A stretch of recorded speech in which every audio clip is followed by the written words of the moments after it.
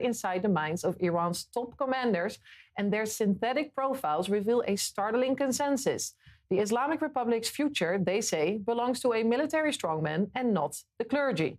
So for more, I'm now joined by Neil Tzur, CTO and co-founder of Askit. So Neil, thank you very much for being with me today. Thanks for having me. It's a very interesting concept that you've created because you went into the minds of 122 IRGC generals and you have figured out how they think. So can you explain to us how does it work exactly? Sure. So always start with a physics analogy. So I think the best way is to think about a river. The single molecule to predict its movement is really hard. You need a lot of information. It's almost impossible, very random.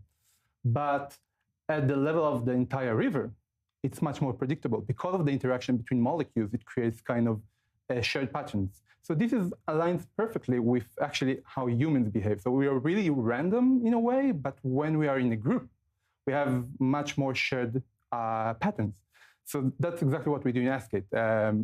We basically create synthetic humans or audiences that their shared patterns, their aggregate behavior aligns with the real audience behavior.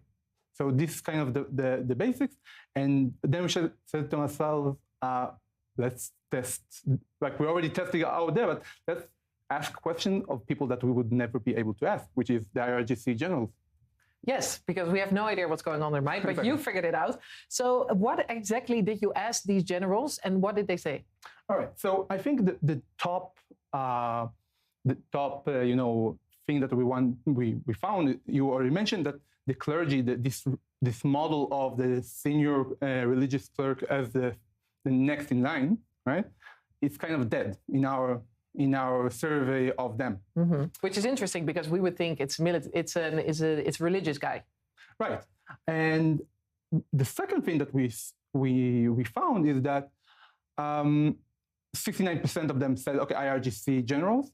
29% of them talked about Khamenei's son.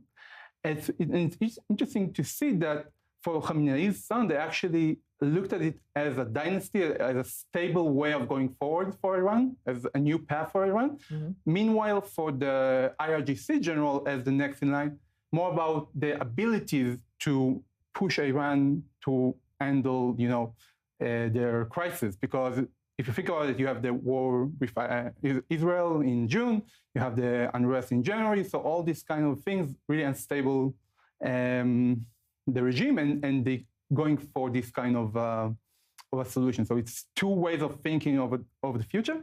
And maybe I'll finish with, I have a few more, but I'll finish with another one about should they build a nuclear bomb? Mm-hmm.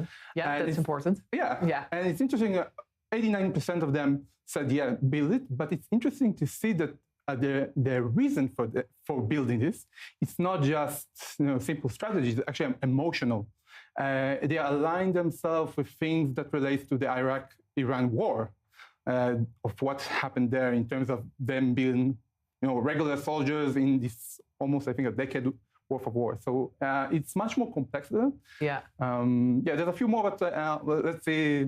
No, it's very interesting because basically they're just tooting their own horn. Basically, the IRGC, what you found is that they want a nuclear bomb, they want a military guy, probably one of their own to succeed Khamenei. Did you also ask if there's going to be a war? So no, I didn't ask. We didn't have time for this. I should maybe mention two other things. First, that we were really surprised by the fact that there was some religious reasoning, but it wasn't really the main thing. So at the end of the day, they went to very specific, very handling the situation, then religion as the source of truth and way of solving this. And I think I forgot what's else, but yeah, I think. But it's interesting to figure out their thought pattern through AI. So thank you very much for being with us today, Neil Tzur, CTO and co-founder of Askit. Thank you.